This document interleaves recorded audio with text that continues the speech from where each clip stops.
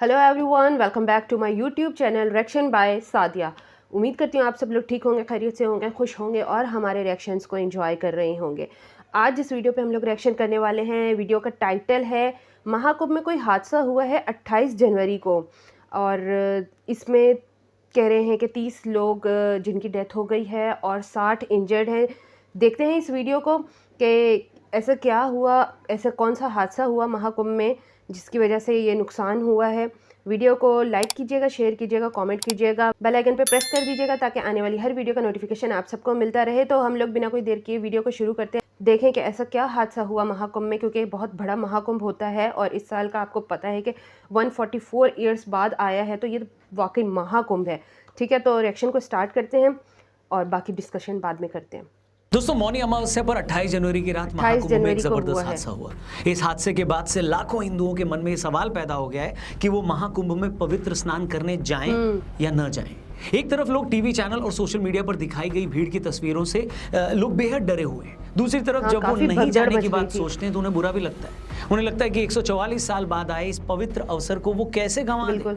आखिर कितने ही लोग हैं जिनके जीते जी महाकुंभ का ये अवसर तो आता ही नहीं। ऐसे में हम इस मौके को कैसे गंवा दें। लेकिन मौनी अमावस्या के दिन जो हादसा हुआ उसके बाद मन में ख्याल भी आता है कि अगर ऐसा कुछ मेरे या मेरे परिवार के साथ हो गया तो क्या होगा।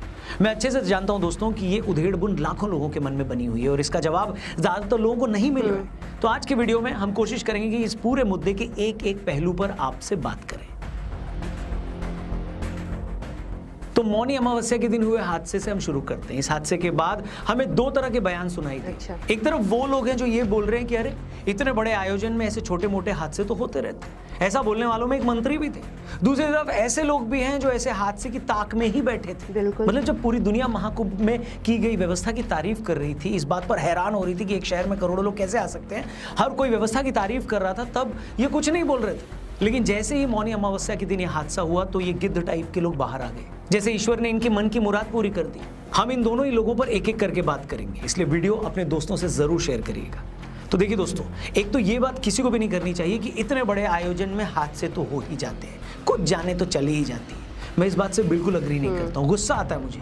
मेरा मानना है कि अगर भीड़ की वजह से किसी एक आदमी की भी जान जाने का भी डर हो तो लाखों करोड़ों लोगों की आस्था से पहले उस एक आदमी की जान ज्यादा जरूरी है। अगर एक माँ अपने बच्चा खो देती है, अगर एक बच्चा अपना पिता खो देता है ऐसे हादसे में, तो उस माँ या बच्चे को जो इससे दुख पहुंचता है, उस दुख की कीमत लाखों करोड़ों लोगों को मिलने वाले पुण्य से ज्यादा है। बहुत आसान होता है जब कोई दूसरा अपने परिवार का कोई सदस्य खो दे और हम अपने घर पर बैठे बैठे ये बोल दें कि अरे तो क्या हुआ, कुछ लोगों की जानें तो जाएंगी। ऐसा है तो फिर ये बड़े बड़े लोग ऐसा क्यों नहीं करते? वीवीआईपी व्यवस्थाएं मत करवाएं, उसी तरह स्नान के लिए लाइनों में लगे जैसे आम आदमी लगता है। तब हम भी ये समझ जाएंगे कि इन्हें अपनी जान की परवाह नहीं है। लेकिन खुद के लिए हर तरह की सुविधा लेकर किसी की मौत पर यह कह देना कि ऐसा तो हो ही जाता है, ये कहीं से अक्लमंदी नहीं है। अब सवाल ये है कि ऐसे हादसे फिर रोके कैसे जाएं? तो भाई अगर एक शहर में कुछ वर्ग किलोमीटर के दायरे में एक वक्त में 10 करोड़ लोग आ जाएंगे तो हादसे तो वैसे भी नहीं रुकेंगे। आज नहीं तो कल कुछ ना कुछ तो होगा ही। तो फिर सवाल ये है कि किया क्या जाए? देश में 100 करोड़ से ज्यादा हिंदू हैं, इतने लोगों को स्नान करना है तो वो भी प्रयागराज में आकर, तो किया क्या जाए? अब अगेन इस पर मेरी सोच थोड़ी अलग है, लेकिन मुझे लगता है किसी को तो ये बात करनी चाहिए। मेरा मानना है कि जैसे हर धार्मिक यात्रा में लोगों की संख्या पर एक कैपिंग होती है, उसकी एक संख्या तय की जाती है ताकि भीड़ को मैनेज किया जा सके, उसी तरह की कैपिंग महाकुंभ के दौरान भी होनी चाहिए। शहर में आने और शहर से जाने वाले लोगों की संख्या पर एक लिमिट तय होनी चाहिए। जैसा कि मैंने कहा, जगह तो लिमिटेड ही है, तो फिर उस जगह के हिसाब से एक हद तक ही लोग वहां आ सकते हैं। ये बहुत अच्छी बात है। जैसे आपकी फैमिली में अगर शादी होती है तो आप एक बड़ा सा मैरिज हॉल बुक कराते हैं। घर के 10 बाय 10 के कमरे में तो 2000 लोगों को बुलाते नहीं है, और अगर आप बुला लेंगे तो फिर वहां क्या होगा बताने की जरूरत भी नहीं है। एक शहर, वो भी उसके घाटों पर, एक वक्त में 3-4 करोड़ लोगों का आ जाना वैसे ही है जैसे 10 बाय 10 के कमरे में बुलाकर 10,000 लोगों को इकट्ठा कर लेना। हादसे की पूरे के पूरे चांसेस होते हैं वहां पर। और ये कोई नई बात नहीं है। वैष्णो देवी में भी ऊपर ज्यादा भीड़ हो जाने पर नीचे कटरा में ही लोगों को रोक दिया जाता है। अमरनाथ यात्रा से लेकर चारधाम यात्रा तक सभी जगह भीड़ को नियंत्रित करने के लिए एक हद तक ही लोगों को जाने दिया जाता है।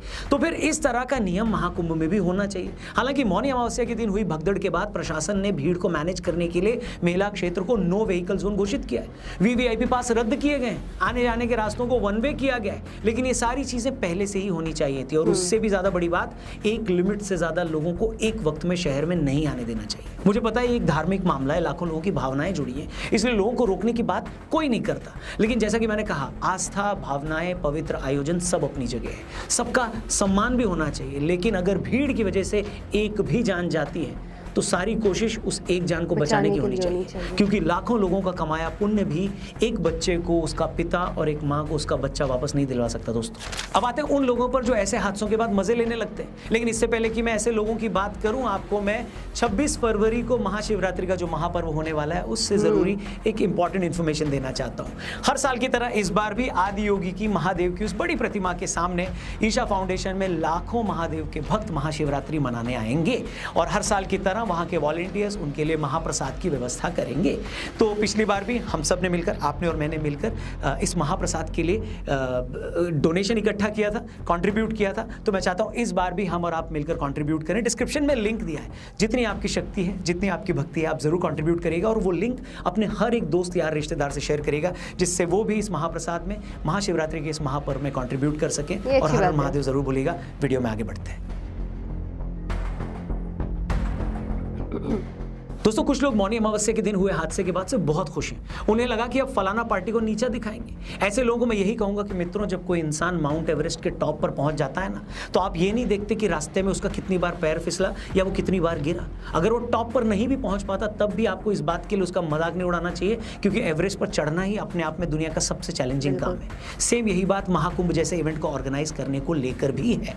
मतलब भारत के एक शहर में अगर ऐसा कोई आयोजन हो रहा है जो हजारों सालों के दुनिया के इतिहास में आज तक कभी नहीं हुआ, तो पहले तो यही अपने में बड़ी बात है। फिर आप देखिए कि सरकारों ने उस आयोजन को कामयाब बनाने के लिए अपना सब कुछ झोंक दिया है। सिर्फ जहां मेला हो रहा है वहां की सुरक्षा के लिए पुलिस से लेकर पीएसी, होमगार्ड और अदर फोर्सेस के 50,000 से ज्यादा जवान लगा रखे हैं। 2,500 से ज्यादा सीसीटीवी कैमरे लगे हैं, 5,000 लोग सिर्फ सफाई कर रहे हैं, 13 टेम्परेरी हॉस्पिटल बने हैं, 9,000 से ज्यादा एलईडी और सोलर लाइट्स लगी हैं, कितने लोहे के पुल बनाए गए हैं, कितने ही मोबाइल टावर्स लगे हैं। मतलब जो कुछ किया जा सकता था वो किया गया है। पिछले कुंभ के मुकाबले इस बार कुंभ का बजट भी 5 से 6 गुना ज्यादा है, लेकिन इसकी कोई तारीफ नहीं। पर जैसे ही कुछ हादसा हुआ तो आपको लगा, अरे ये तो पॉलिटिक्स करने का बढ़िया मौका है। कुछ लोगों को लगता है कि चलो इसी हादसे के बहाने अपनी राजनीति चमका ली जाए। यहाँ तक कि लोग इस बात का भी वेट नहीं करते कि अरे पहले हादसे को लेकर जांच तो पूरी हो जाए, क्योंकि अभी जो लेटेस्ट खबर आ रही है उसमें तो कॉन्स्पिरेसी का भी एंगल आ रहा है। हादसे के टाइम वहां मौजूद 2 लोगों ने पुलिस को बताया कि कुछ लोग भगवा झंडा लेकर भीड़ में अचानक घुसे थे, जिसके बाद ये सारी भगदड़ मची है। इसके अलावा वहां लगे एआई कैमरों में ऐसे 120 लोग दिखे हैं जिन पर पुलिस को शक है। इनमें से 100 से ज्यादा लोगों के फोन 24 घंटे सर्विलांस पर हैं। उस वक्त उस एरिया में 16,000 फोन एक्टिव थे। उन सभी नंबरों की चेकिंग हो रही है। उसमें कुछ नंबर हादसे के बाद से बंद भी हैं। इसके अलावा गुरपतवंत सिंह पन्नू ने भी मेले से पहले धमकी दी थी कि पीलीभीत में पुलिस ने जिन 3 खालिस्तानियों का एनकाउंटर किया था उसका बदला वो महाकुंभ मेले में लेगा। ये सारी बातें मैं यहाँ इसलिए बता रहा हूँ कि आप लोग ये समझ सकें कि ऐसे माहौल में मेला करवाना कितना बड़ा चैलेंज है। लेकिन उसके बाद अगर ये पता लगे कि कुछ लोग वहां पर पहले ही माहौल खराब करने में लगे, यहाँ तक कि ये जगह टेररिस्ट के भी निशाने पर है, तो आप समझ सकते हैं कि हालात कितने खतरनाक हैं। इसलिए अगर कोई हादसा होता है तो विपक्ष को इस पर पॉलिटिक्स करने से पहले इन सारी बातों का भी ख्याल रखना चाहिए। ऐसे में आप बिना जांच हुए हादसे पर हमदर्दी जताने से ज्यादा उस पर पॉलिटिक्स करोगे तो ऐसा लगेगा कि आपको हादसे का अफसोस कम और इस बात की खुशी ज्यादा है कि चलो इसी बहाने अब सरकार को घेरा जाएगा।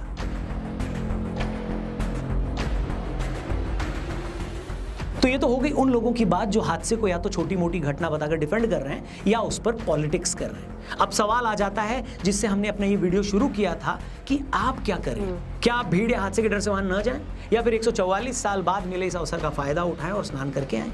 मैं तो कहूंगा दोस्तों, ये इस बात पर डिपेंड करता है कि आपके अंदर मेले में जाने की भावना कितनी तेज है। अगर आपको लगता है कि ना, मुझे भीड़ से डर नहीं लगता, चाहे कुछ भी हो जाए मुझे तो जाना ही चाहिए, तो आपको जाना चाहिए, क्योंकि हर पवित्र यात्रा में चुनौतियां तो होंगी। अगर आप कैलाश मानसरोवर की यात्रा करेंगे तो वहां मौसम भी चुनौती और आपको चलना भी बहुत पड़ेगा। इस तरह केदारनाथ जी की यात्रा हो या अमरनाथ यात्रा, हर जगह मौसम और चढ़ाई एक चैलेंज है। उसी तरह प्रयागराज के इस महाकुंभ में वहां मौजूद भीड़ एक चैलेंज है। यहाँ भी आपको पवित्र संगम तक पहुंचने से पहले कई किलोमीटर चलना होगा। अगर आप इस सारे चैलेंजेस के लिए तैयार हैं तो जरूर होकर आइए। दूसरी तरफ अगर आप ऐसे इंसान हैं जिसे भीड़ से डर लगता है, जो कि बहुत लोगों को लग सकता है, अगर आपको ये लगता है कि मैं भी वहां किसी हादसे का शिकार ना हो जाऊं, तो आपका ये सोचना भी ठीक है। अगर आपके मन में जरा सा भी संदेह है तो किसी भी प्रेशर में बिल्कुल मत आए, वहां न जाएं। जो महादेव पूरी दुनिया को चलाने वाले हैं, पूरी दुनिया को संभालने वाले हैं, वो इतने दयालु भी हैं कि अपने भक्तों की दुविधा को समझ पाते हैं। इसलिए मन में रत्ती भर भी गिल्ट या ग्लानि मत पालें। आप अब भी न जा पाएं तो बाद में जब मौका मिले तब चले जाइएगा। बाकी आपका इस पूरे मामले पर क्या सोचना है, इस पर आपकी क्या राय है, कमेंट करके ज़रूर बताइएगा। अगर आप महाकुंभ में जाकर स्नान करके आ चुके हैं तो कमेंट में मुझे लिखकर बताइएगा कि हाँ मैंने स्नान कर लिया है। वहाँ जाने का आपका क्या एक्सपीरियंस था वो भी बताइएगा, और अगर जाने वाले हैं तो वो भी ज़रूर शेयर करिएगा। बाकी आप सब पर महादेव की कृपा यूँ ही बनी रहे, और महादेव को सेलिब्रेट करने के लिए, महाशिवरात्रि को सेलिब्रेट करने के लिए इस बार फिर से महादेव के सामने, आदियोगी की उस मूर्ति के सामने लाखों भक्तगण महादेव के इकट्ठा होंगे, और ईशा फाउंडेशन के वॉलंटियर्स उनके लिए मिलकर बनाएंगे महाअन्नदानम। पिछले साल भी हमने मिलकर उस महाअन्नदानम के लिए कंट्रीब्यूट किया था। इस बार भी हम सबके पास मौका है महादेव के भक्तों की सेवा करने का। डिस्क्रिप्शन में लिंक दिया है, उस पर क्लिक करके जितनी भी आपकी शक्ति हो जरूर डोनेट करें, और ये लिंक अपने दोस्तों से जरूर शेयर करें ताकि वो भी कंट्रीब्यूट करें। चैनल सब्सक्राइब करके जाइएगा। जी गाइस, तो हमने वीडियो देखी और सब कुछ क्लियर है कि कैसे वहाँ पर जो है ये हादसा हुआ, क्योंकि लोग ज़्यादा हैं, इंतज़ामात भी बहुत ज़्यादा हैं। ऐसा नहीं कि इंतज़ामात कम हैं जिसकी वजह से ये सब कुछ हुआ, लेकिन लोग बहुत ज़्यादा हैं वहाँ पे जिसकी वजह से जो है ये हादसा पेश आया है।